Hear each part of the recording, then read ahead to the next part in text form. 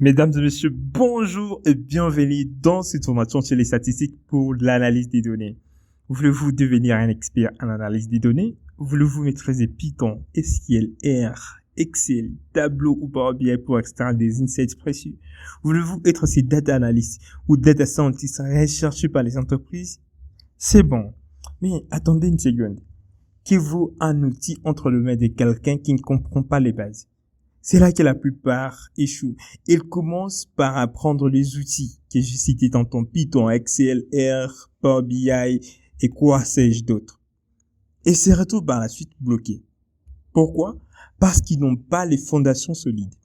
Les outils évoluent, les technologies changent, mais les fondements, lui, restent les mêmes. Ces fondements, c'est les statistiques. Les statistiques sont la clé.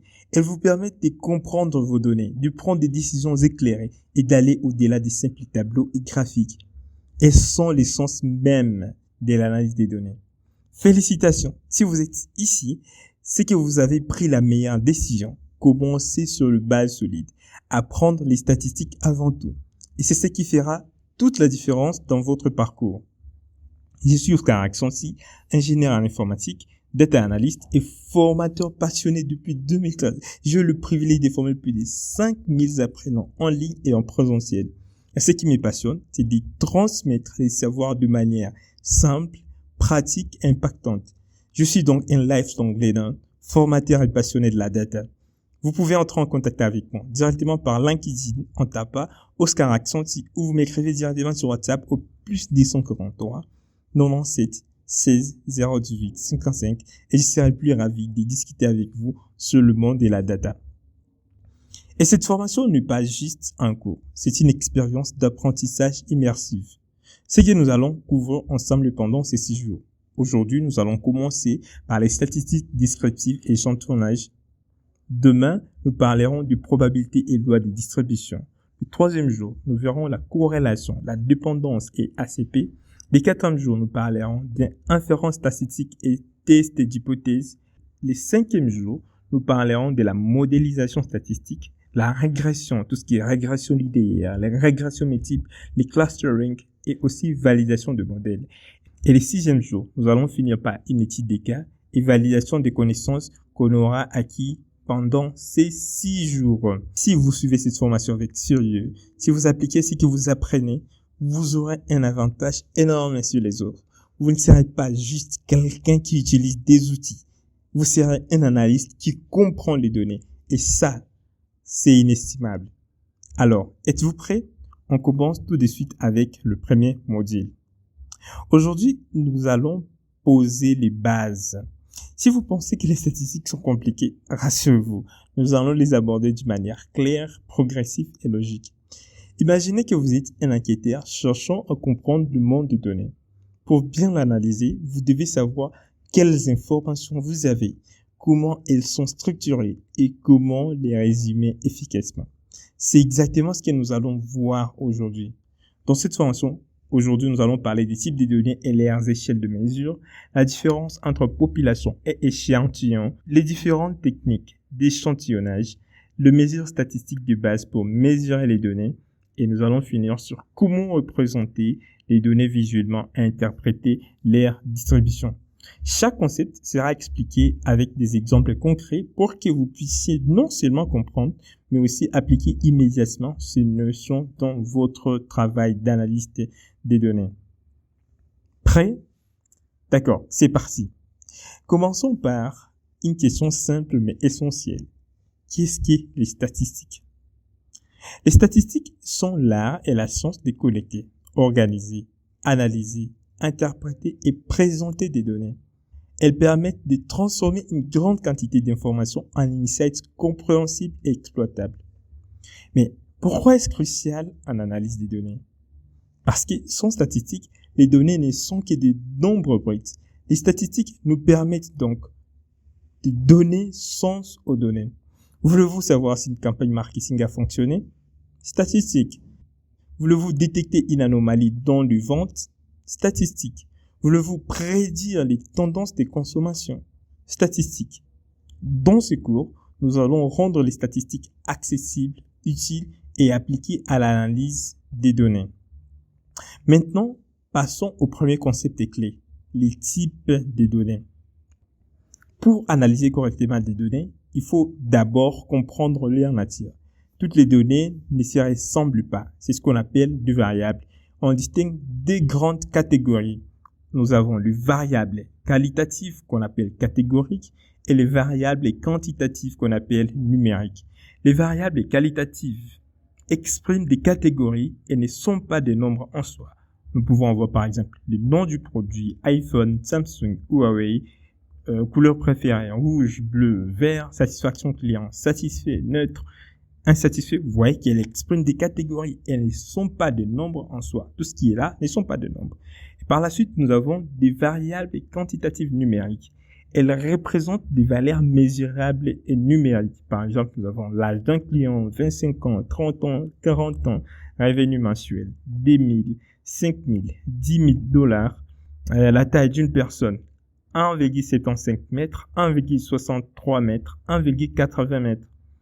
Et vous allez savoir que dans le variable qualitatif catégorique, nous avons aussi deux types. Nous avons des variables qualitatives nominales et des variables qualitatives ordinales. La variable qualitative nominale, donc là, nous n'avons pas d'ordre. Par exemple, la couleur des yeux, on peut avoir le brun, le marron, etc. La variable qualitative ordinale, là, nous avons un ordre. Il y a un ordre. Par exemple, le niveau d'éducation, nous avons primaire, secondaire, universitaire. Vous voyez qu'il y a un ordre bien défini. Et de l'autre part, dans le variable quantitative, nous avons deux types. Nous avons des variables quantitatives discrètes et des variables quantitatives continues. Les variables quantitatives discrètes, ce sont des variables qui prennent des valeurs finies et bien définies. Par exemple, le nombre d'enfants dans une famille, nous pouvons avoir 1, 2, 3, 4, etc. Donc, des nombres finis.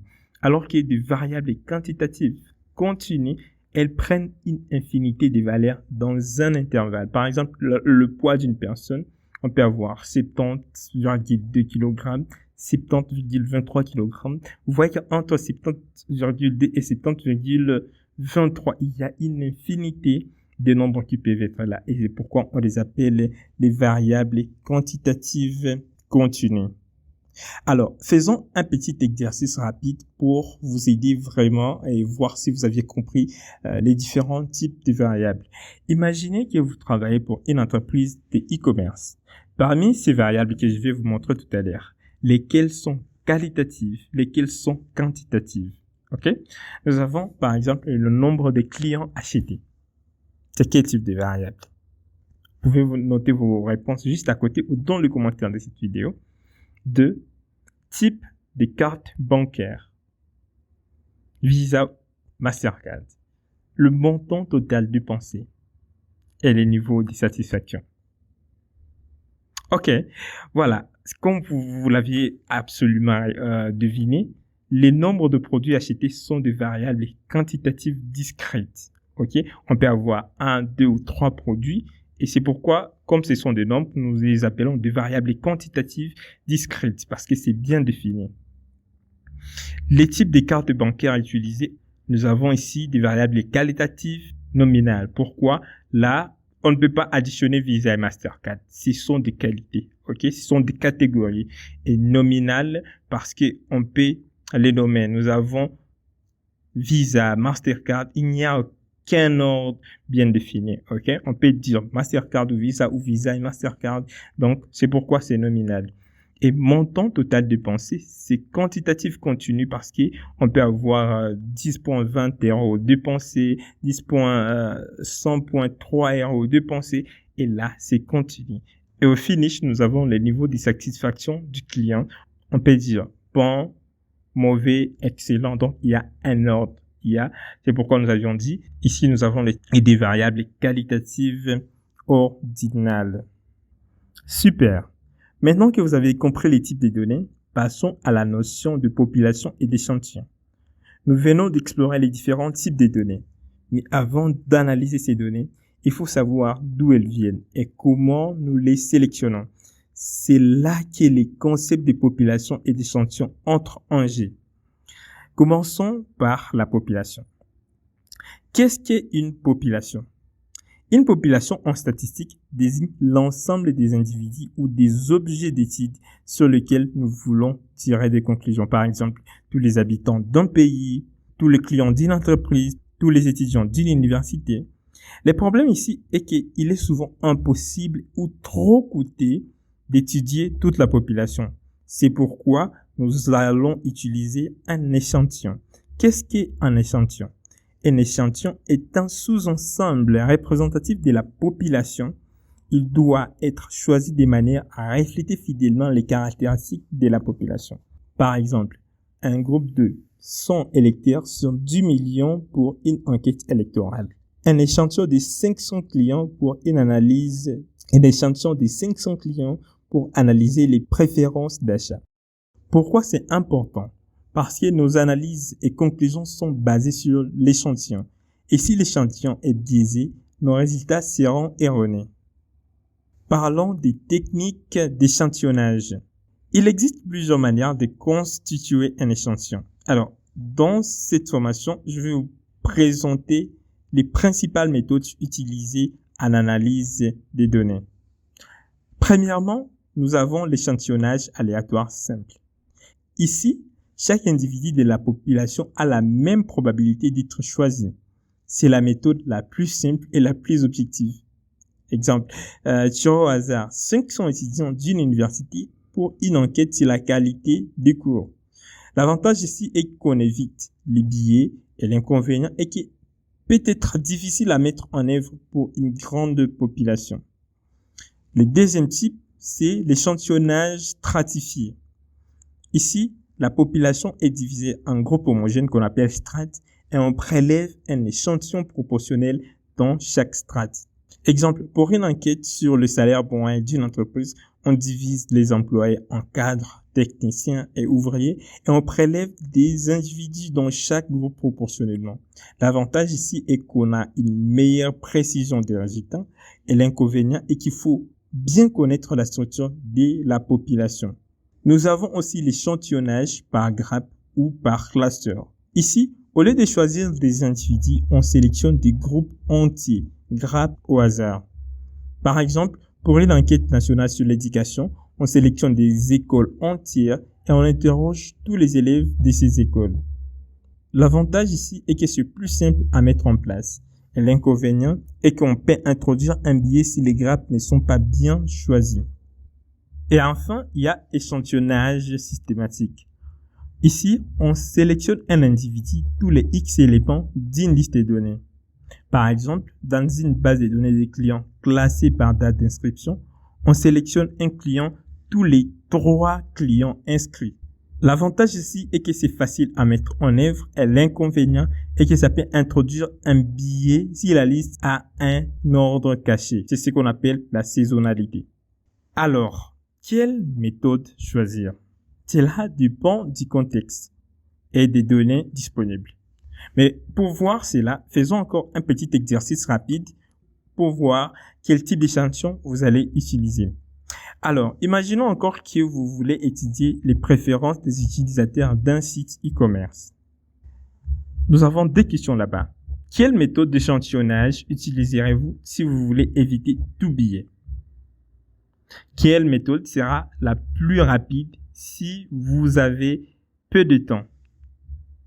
Et comme vous l'avez deviné, pour la première question, nous allons utiliser la méthode d'échantillonnage aléatoire simple ou stratifié. Nous voulons éviter tout biais. Donc, ça sera simple et stratifié. Si par exemple, nous n'avons pas assez de temps, nous allons passer directement par une méthode d'échantillonnage systématique par grappe. Bravo! Vous avez compris l'essentiel. Maintenant, nous allons passer aux statistiques descriptives. Maintenant que nous avons compris comment sélectionner un bon échantillon, nous devons apprendre à les résumer efficacement. C'est là qu'interviennent les statistiques descriptives. Mais pourquoi les statistiques descriptives sont-elles si importantes? Et la réponse est simple, et que parce que les données brutes ne parlent pas d'elles-mêmes. Nous devons les transformer en informations claires et compréhensibles. Et dans les statistiques descriptives, nous avons 3 grands éléments. Nous avons la moyenne, la médiane et le mode. Voilà les 3 mesures des tendances centrales en statistique descriptive. Imaginez que vous avez des notes des étudiants dans un test. Ok, nous avons 12, 15, 14, 10, 8, 20, 16, 13, 15 et 14. Alors, comment résumer ces valeurs en une seule? C'est là qu'interviennent la moyenne, la médiane et le mode. Commençons par la moyenne. La moyenne est la somme de toutes les valeurs divisées par le nombre total d'observations. Voilà sa formule. Nous avons la moyenne x bar est égale à la somme de xi sur n qui représente l'échantillon. Ici, xi sont les variables des données et n des nombres total d'observations. Nous allons additionner 12 plus 15 plus 14 plus 10 plus 8 plus 20 plus 16 plus 13 plus 15 plus 14 et nous allons diviser par 10 par 10. Pourquoi? Parce qu'ici nous avons 10 notes. Et ça nous donne la moyenne de 13,7. L'avantage ici est que c'est facile à calculer et largement utilisé. Et l'inconvénient est qu'il est très sensible aux valeurs extrêmes. Si un étudiant avait 0 au lieu de 12, la moyenne chuterait drastiquement. C'est pourquoi nous avons aussi la médiane. La médiane, qu'on appelle en anglais median, ou l'indicateur de stabilité. La médiane est la valeur centrale lorsqu'on trie les données dans l'ordre croissant. Si nous venons de trier nos données que nous avions vues sur la moyenne, nous avons cette fois-ci 8, 10, 12, 13, 14, 14, 15, 15, 16 et 20. La médiane sera cette valeur qui est au milieu. Et ici, nous avons 2 valeurs qui sont au milieu après avoir trié nos données. Nous avons 14, nous divisons par D, ce qui donne 14, car nous avons un nombre pair de valeurs. Et l'avantage ici est que c'est robuste aux valeurs extrêmes. Et l'inconvénient est que la médiane est moins sensible aux petites variations des données. La médiane représente le score du milieu. Imaginez une classe avec 10 élèves classés par taille. La médiane représente l'élève du milieu. Nous avons aussi le mode, qu'on appelle mode aussi en anglais, ou la valeur la plus fréquente. Les modes est la valeur qui apparaît le plus souvent dans un jet de données. Nous avons par exemple nos données toujours 8, 10, 12, 13, 14, 14, 15, 15, 16, 20. Le mode ici, nous allons voir la valeur qui est la plus reprise. Nous avons 14 qui est repris 2 fois et 15 qui est repris 2 fois. Le mode, donc, ici nous avons donc 2 modes, 14 et 15, car ils apparaissent 2 fois. L'avantage est que c'est très utile pour les données qualitatives et l'inconvénient est qu'il peut y avoir plusieurs modes ou aucun. Alors rapidement, essayons de voir comment on peut calculer la moyenne, la médiane et les modes en utilisant Excel ou Google Sheets, Python et R. Et vous allez voir que les outils, c'est bon, mais avoir les bases solides, c'est plus bien. Parce que nous aurons le même résultat que nous avions pu voir ici. Nous aurons la même moyenne qui était de 13,7. Nous aurons la même médiane qui sera de 14. Et pour le mode, nous aurons le même mode qui est de 14 ou 15.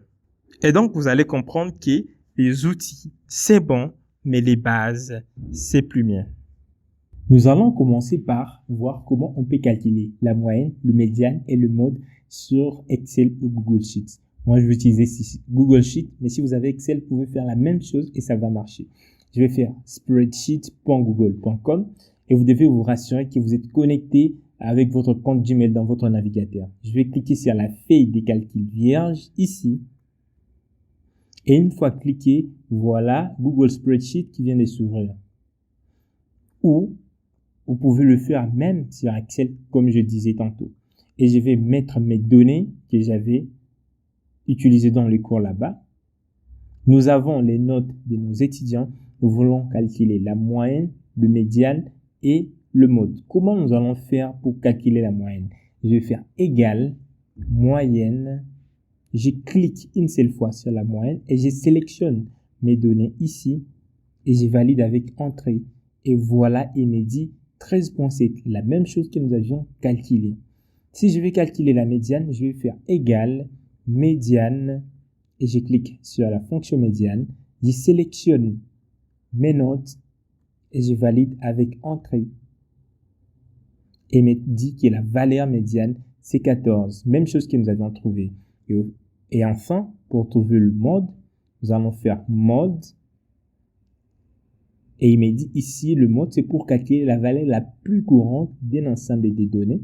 Je vais cliquer là et je sélectionne mes valeurs.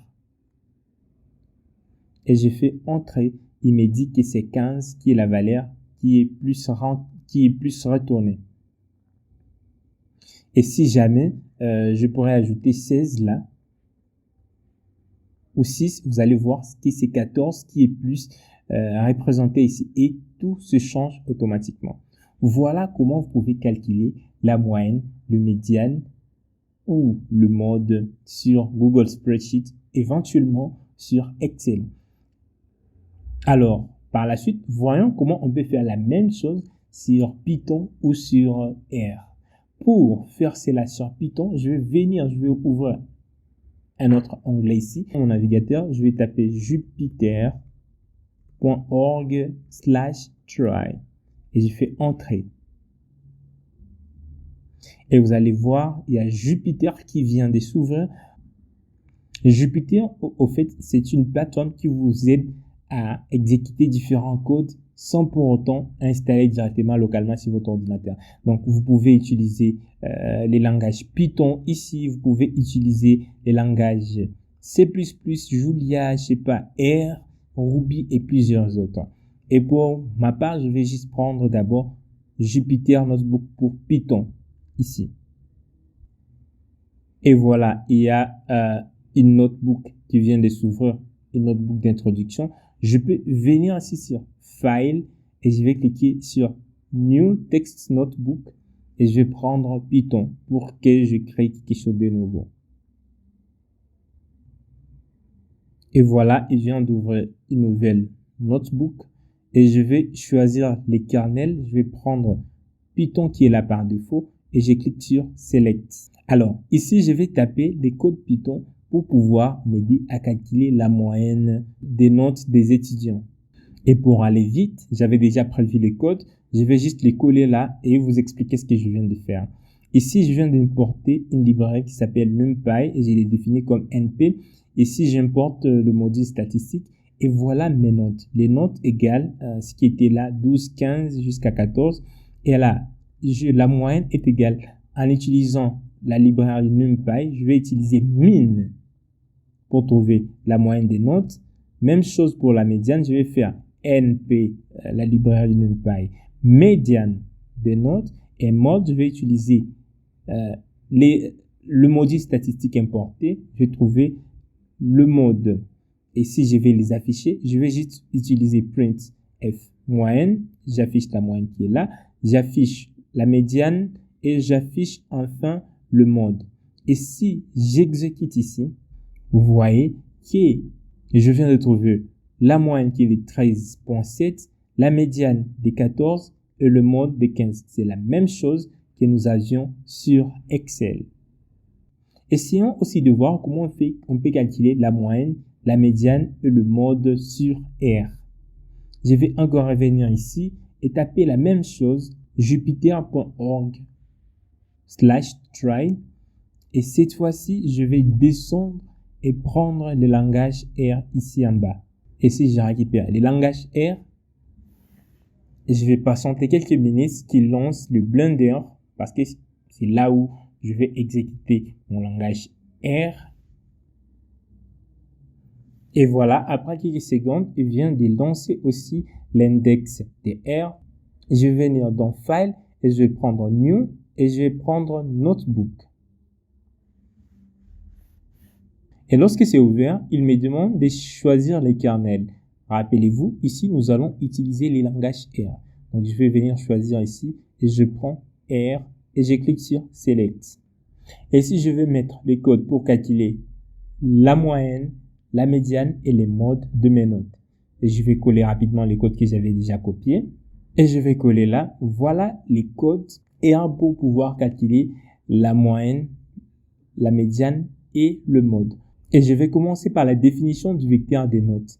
Je vais faire note inférieure-c, j'ouvre la parenthèse et je tape toutes mes notes ici.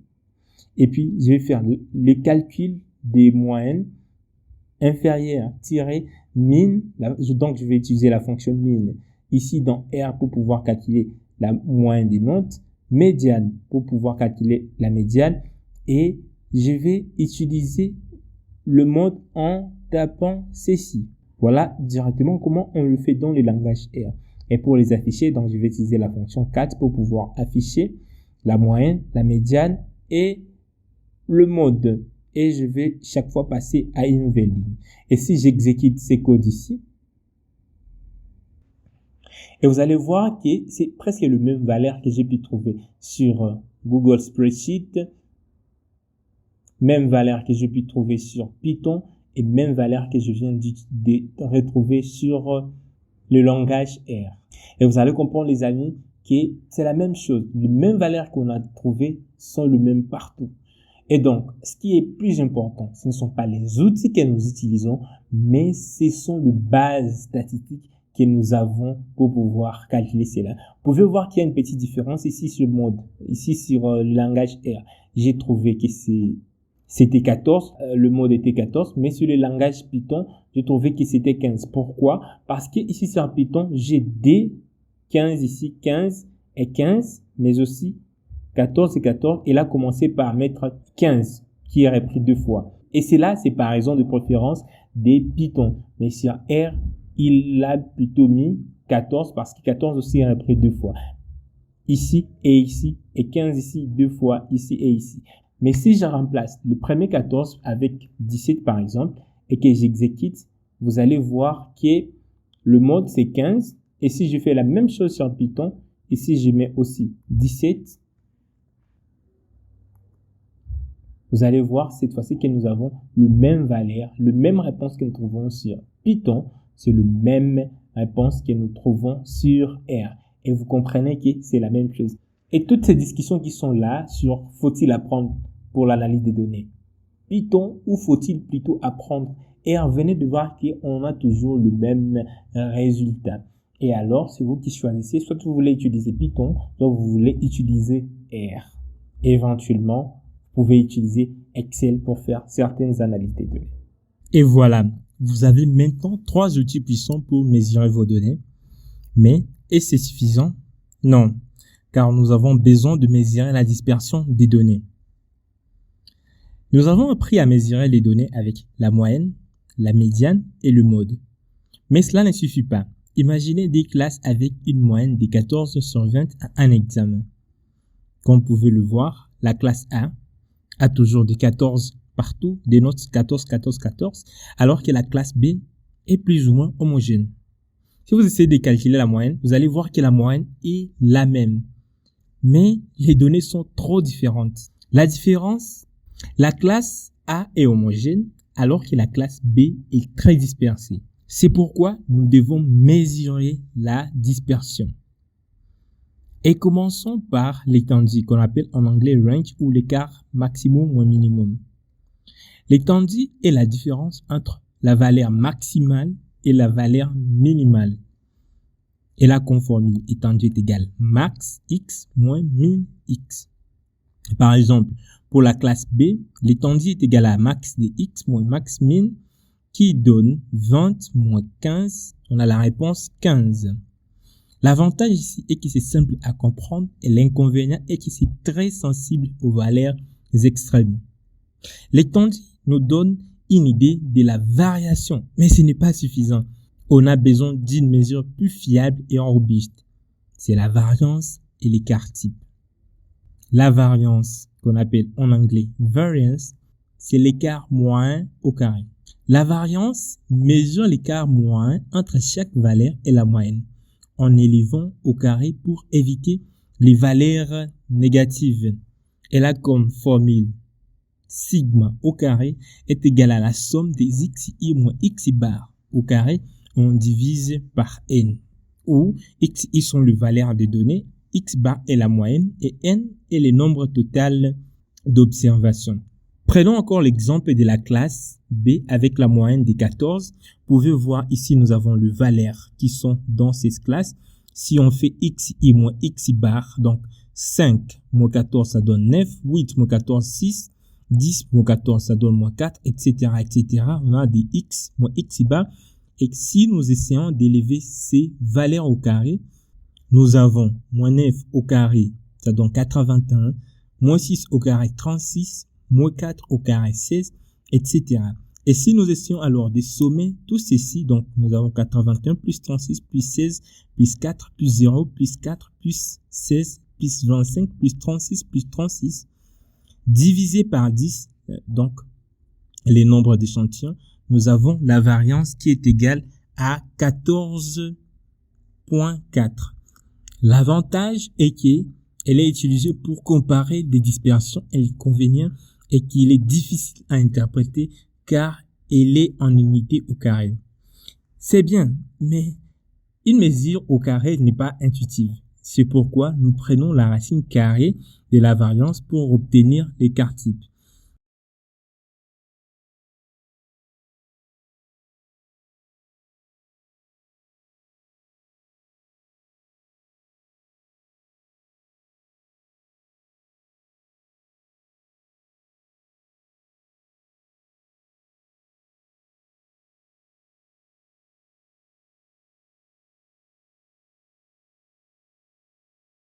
L'avantage ici est que c'est facile à interpréter car il est dans la même unité que les données. Et l'inconvénient est qu'il est sensible aux valeurs extrêmes. En pratique, l'écart type nous indique dans quelle mesure nos valeurs s'éloignent de la moyenne. Si l'écart type est faible, les données sont concentrées autour de la moyenne. S'il est élevé, elles sont très dispersées. Parlons des coefficients de variation ou CV, Coefficient of Variation en anglais. Les coefficients de variation CV nous permettent de comparer la dispersion des deux ensembles de données en annulant l'effet de l'échelle des unités. Et sa formule, c'est sigma, ou bien l'écart type sur la moyenne, fois 100. Pour le groupe A, x bar est égal à 50, sigma est égal à 5. Pour le groupe B, x bar est égal à 10, sigma est égal à 10. Alors, les coefficients de variation pour CV1 sera 5 sur 50 fois 100 qui donne 10%. Pour CVD, ça sera 5 divisé par 10 fois 100 qui donne 50%. Comment nous pouvons interpréter cela? Groupe 2 a une dispersion beaucoup plus élevée que groupe 1, même si l'écart type est le même comme vous l'avez vu ici. Alors, c'est quoi l'avantage? L'avantage, c'est qu'on a une comparaison de la dispersion entre différentes populations et l'inconvénient est que c'est pertinent seulement si la moyenne est significative. Maintenant que nous savons mesurer la tendance centrale et la dispersion, il est temps de visualiser les distributions des données avec des graphes puissants. Nous avons appris comment résumer et mesurer les données avec des statistiques descriptives. Maintenant, imaginez que vous avez un énorme tableau avec des centaines de valeurs. Comment en tirer du sens rapidement? La visualisation des données et la solution. Elle nous aide à repérer des tendances, des anomalies et des schémas cachés en un coup d'œil. Et pour cela, nous avons plusieurs types de visualisation. Un, les histogrammes, qui nous aident à comprendre la répartition des données. Un histogramme est un graphique qui représente la fréquence des valeurs dans différentes catégories ou classes. Sur ces schémas, vous pouvez voir à quoi ressemble un histogramme et vous vous demandez pourquoi est-il utile. 1. Il nous aide à voir la forme de la distribution symétrique, asymétrique, bimodale ou consort. Il montre si les données sont concentrées autour d'une valeur ou éparpillées. Imaginez que nous avons noté les scores de 100 étudiants à un test. Un histogramme peut montrer une seule grande barre au centre. Ce qui veut dire beaucoup d'étudiants ont obtenu une note proche de la moyenne. Si nous avons deux pics bimodalité, il y a des groupes distincts, ceux qui ont bien réussi et ceux qui ont échoué. Un histogramme est comme une photo de l'ensemble des données. et nous dit en un instant comment elles sont réparties. 2. Le box plot ou boîte à moustache en français qui nous aide à identifier les outliers et la dispersion. Un box plot ou boîte à moustache est un graphique qui résume la distribution d'un ensemble de données en affichant le minimum, le premier quartile qui est 1, 25% des données sont en dessous, la médiane qui est 50% des données sont en dessous, les troisième quartiles qui 3, 75% des données sont en dessous, les maximums, les outliers, valeurs extrêmes. Voilà à quoi ressemble un box plot de notes des étudiants. Et vous demandez pourquoi l'utiliser? Il permet de repérer rapidement des valeurs aberrantes. Il montre l'asymétrie d'une distribution. Prenons un exemple concret. Une entreprise analyse les salaires de ses employés. Un box plot peut montrer que certains employés gagnent beaucoup plus que les autres, ce qu'on appelle les outliers. Si la médiane est fortement décalée, cela signifie que la distribution des salaires est asymétrique. Par exemple, peu de haut des salaires et beaucoup de bas des salaires. Le box plot est un outil puissant pour détecter les valeurs anormales et comprendre la dispersion en un coup d'œil. Parlons maintenant de courbe de densité et la loi normale. Une courbe de densité est une version lissée d'un histogramme qui nous aide à voir comment les données sont dispersées. Et là, nous avons par exemple la loi normale ou courbe de Gauss. C'est une distribution symétrique en forme de cloche. Vous pouvez voir ici qui ressemble à une cloche. Environ 68% des données sont à plus ou moins l'écart type de la moyenne. Environ 95% des données sont à plus ou moins 2 écarts types. Pourquoi est-ce important? Beaucoup de phénomènes réels suivent la loi normale. Par exemple, note d'examen, la taille humaine, etc. Et nous allons le voir ici pratiquement sur Excel. Elle est utilisée pour faire des prédictions et analyses avancées. Par exemple, un professeur analyse les notes d'un test. Si la courbe est centrée et asymétrique, la difficulté du test était bien équilibrée. Si la courbe est asymétrique, le test était peut-être trop facile ou trop difficile.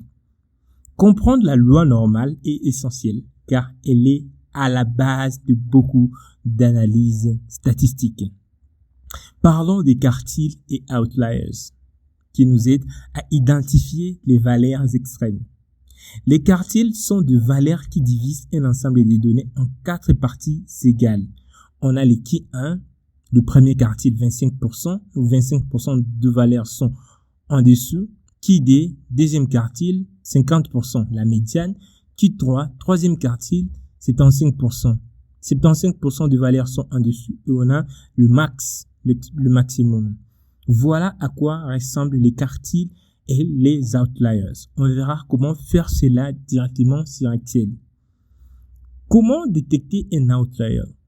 Un outlier, au fait, est une valeur anormalement élevée ou faible qui s'écarte du reste des données. Par exemple, une entreprise analyse les temps de réponse de son service client. Si la majorité des réponses prennent 5 à 10 minutes, mais que certains prennent 2 heures, ces dernières sont des outliers et doivent être étudiées.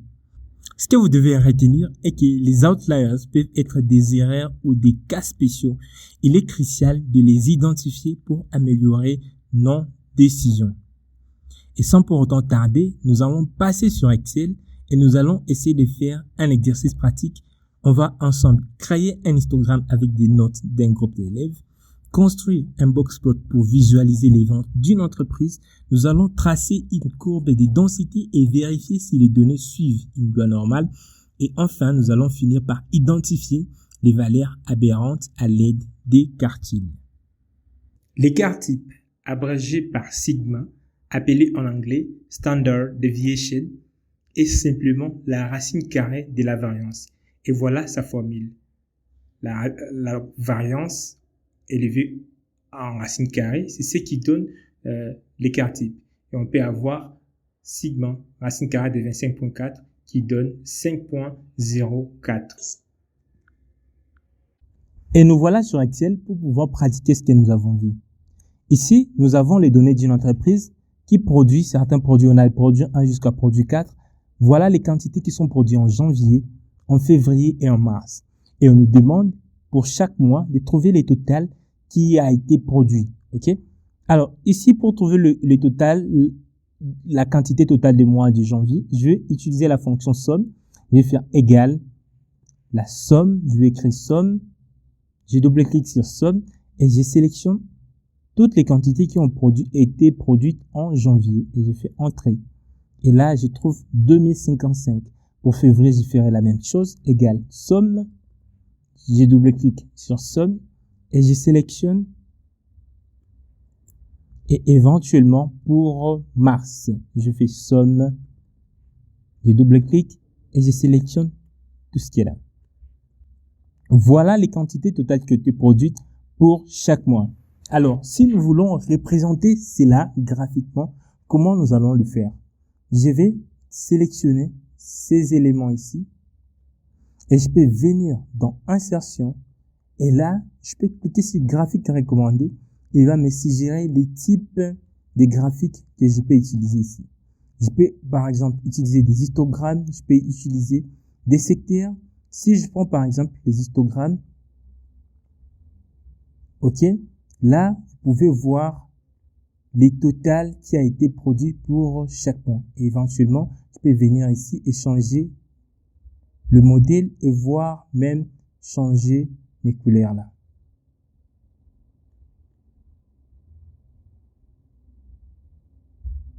Et ici, je peux venir changer les titres. Je fais quantité produite mensuellement. Je ferme là. Et voilà. Et si plutôt je voulais représenter ça sous forme de secteur, je peux venir sélectionner mes données. Je viens sur Insertion et je vais prendre secteur ici et je peux représenter mes données sous forme de secteur. Si je vais avoir le pourcentage de chaque répartition, je peux venir changer ici sur disposition et je mets par exemple le pourcentage. Voilà. Je vois que dans ce premier trimestre, 30% a été produit en mars, 32% a été produit en janvier et 38% a été produit en février. Voilà donc comment vous pouvez représenter vos données simplement avec soit des histogrammes ou des secteurs. Et je peux encore représenter ça plus bien en sélectionnant toutes mes données ici.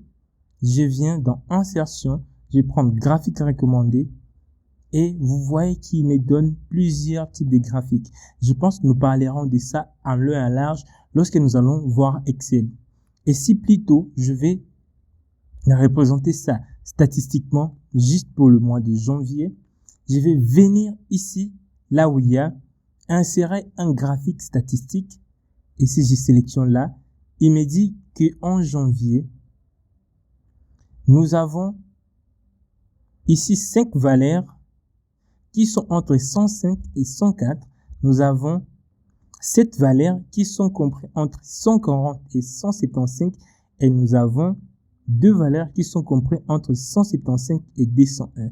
Et nous allons voir que la plus grande production en janvier était entre 140 et 175. Remarquez que ces graphiques d'histogramme est différent de celui-ci parce que dans l'axe des X, nous avons plutôt des intervalles. OK? Et pour ce faire, je n'ai plus qu'à sélectionner ceci. Nous pouvons encore aller plus loin et disons faire différentes analyses statistiques. Je vais mettre ça ou bien je peux supprimer ça. OK? Et je supprime ceci aussi. Et je supprime ceci. Et je remets juste. Et je peux sélectionner ceci. Je viens dans Insertion. Je prends Insert graphique statistique. Et je fais cela. Voilà. Et là, je vais avoir ici pour le mois de janvier. Je change les titres. Je mets ici janvier. Et vous voyez, les intervalles sont là. Si je sélectionne pour le mois de février, je vais voir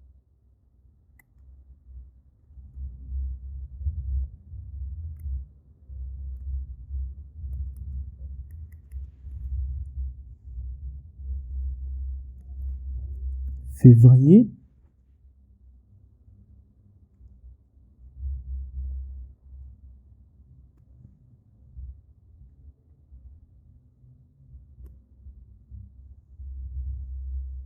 Et pour le mois de mars, je sélectionne ici, je viens dans Insertion et je prends Insérer un graphique statistique et je prends celui-ci.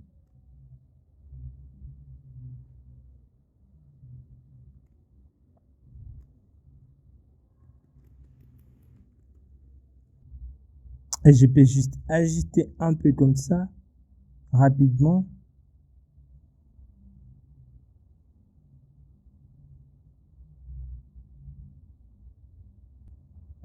Et qu'est-ce que ces trois graphiques me disent ici? Je vois que dans l'intervalle des 105 et 140, nous avons 5 valeurs. Ici, nous avons 7 valeurs et ici, nous avons des valeurs. Et nous pouvons voir qu'il y a une concentration qui est plutôt à gauche. Même chose pour ici.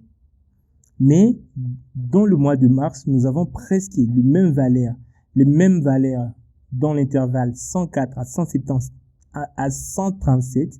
Nous avons cette valeur et pour le mois et pour cet intervalle de 137 à 170, nous avons aussi les mêmes valeurs. Là, nous venons de comprendre comment nos données sont concentrées, sont réparties sur ces différents intervalles ici. Et si nous voulons avoir les statistiques descriptives de nos données ici, je vais venir dans Données, dans l'onglet Données, et je vais cliquer sur Utilitaire d'analyse. Si vous n'avez pas l'utilitaire d'analyse, venez sur Fichier, et puis sur Options, et puis vous cliquez sur Complément. Et juste ici en bas, il y a Gérer, on a Complément Excel. Je vais cliquer juste sur Atteindre, et je vais cocher Analysis Toolpath. Vous voyez, moi c'est coché. Si c'est décoché, il y a l'utilitaire d'analyse qui est parti. Et si je vais les remettre, je vais faire la même chose que je vous ai dit. Fichier, Options, et je prends Complément. Je descends ici sur Gérer, Atteindre, je coche Analysis Toolpath et je fais OK. Voilà l'utilitaire d'analyse qui vient d'apparaître là.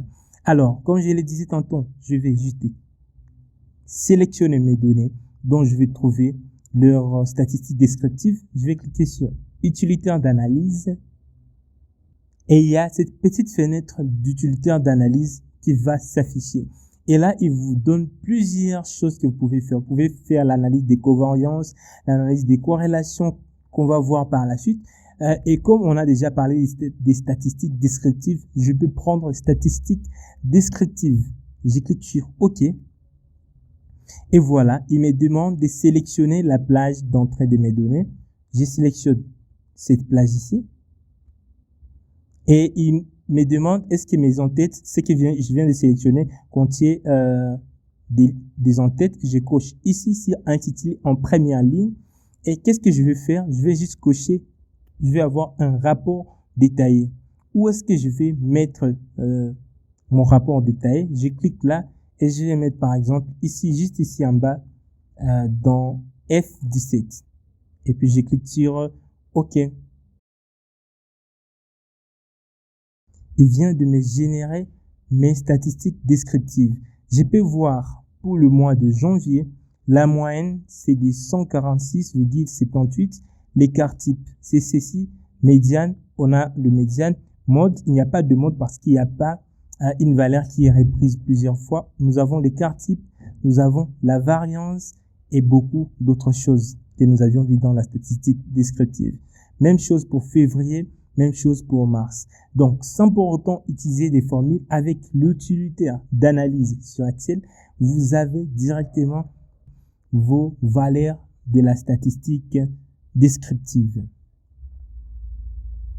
Si jusque-là vous appréciez cette vidéo, rassurez-vous de vous abonner à cette chaîne, posez vos questions en commentaire ou dans les groupes de discussion et je serai plus ravi de répondre à toutes vos préoccupations. Voyons maintenant comment on peut faire des box plots. Pour pouvoir faire des box plots en Excel, je vais juste venir sélectionner mes données ici et je vais venir toujours dans insertion, là où il y a insérer un graphique statistique. Je vais cette fois-ci prendre les boîtes à moustaches et directement vous voyez la boîte à moustaches qui vient d'apparaître ici. Qu'est-ce que ceci veut dire? Ceci veut dire qu'ici, dans cette zone, autour des 150, pour ce mois de janvier, ok, c'est là où il y a la majorité des quantités qui ont été produites. Pour le mois de février, nous avons entre 150 et 200. Et pour le mois de mars, nous avons entre 150 et 100. Voilà. Et vous pouvez voir, il me met la barre de la médiane, la valeur qui est maximale ici, nous avons 184 au mois de janvier. Donc, la valeur la plus grande ici, c'est 184. On peut le voir là. Et la valeur minimale, c'est 105, comme on peut voir là. Si par exemple, au mois de janvier, ici, je mettais, nous avons par exemple 30, je fais entrer. Vous voyez, il vient de faire ce qu'on appelle un outlier, 30.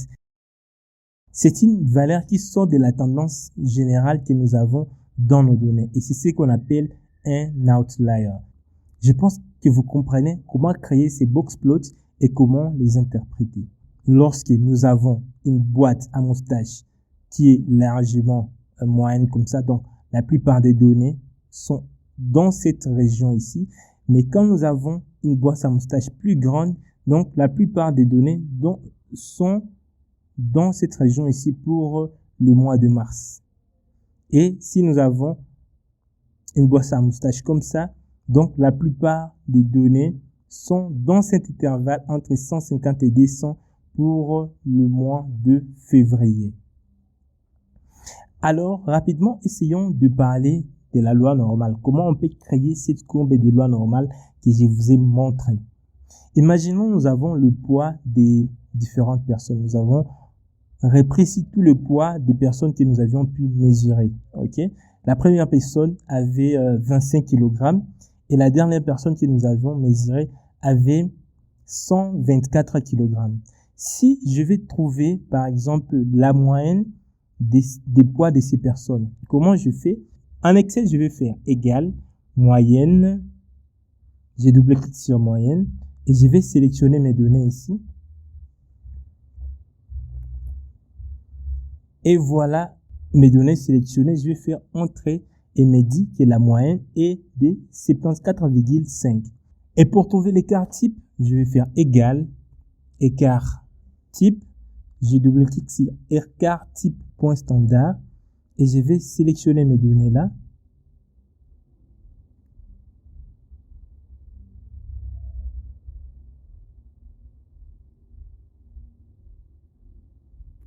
Et une fois mes données sélectionnées, je vais juste valider avec entrée et il me trouve l'écart type.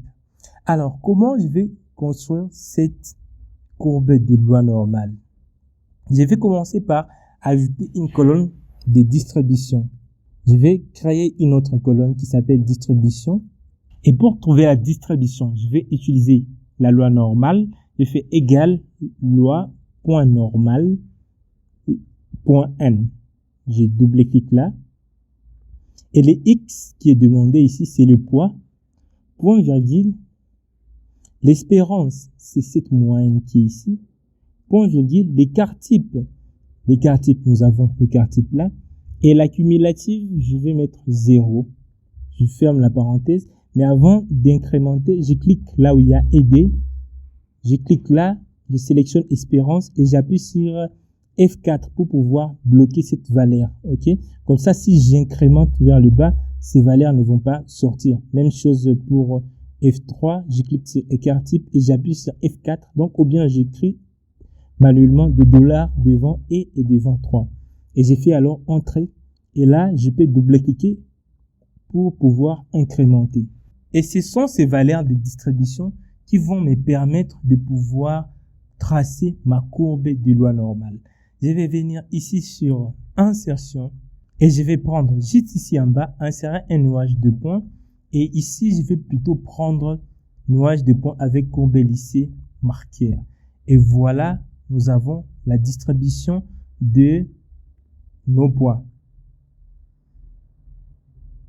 Et comme vous pouvez le voir, il y a la plupart des personnes qui sont dans cet intervalle ici, ok, qui sont dans l'intervalle autour de la moyenne. Imaginons que l'intervalle était plutôt de 80, vous allez voir que la courbe va plutôt de ce côté. Et si je mets par exemple 100, vous voyez que la courbe change de forme. Et si je remets 80 ici, et que l'écart type était plutôt de 30,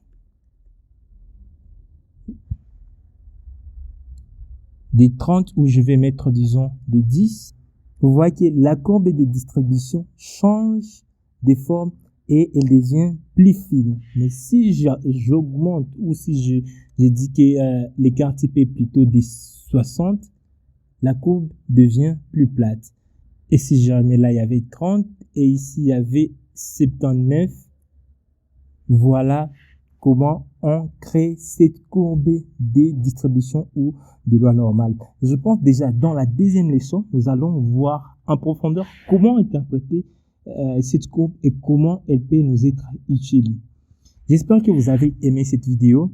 Vous allez voir en description de cette vidéo l'exercice pour vous aider à appliquer tout ce que nous avions vu dans cette première leçon. Je vous demande de poser des questions dans le groupe de discussion si vous en avez ou en commentaire. Et surtout, n'oubliez pas de vous abonner à cette chaîne pour ne pas rater la prochaine leçon lorsqu'elle sera disponible. Sinon, on se donne rendez-vous pour demain et félicitations d'être arrivé à la fin de ces premiers jours. Merci et on se retrouve demain pour une prochaine leçon.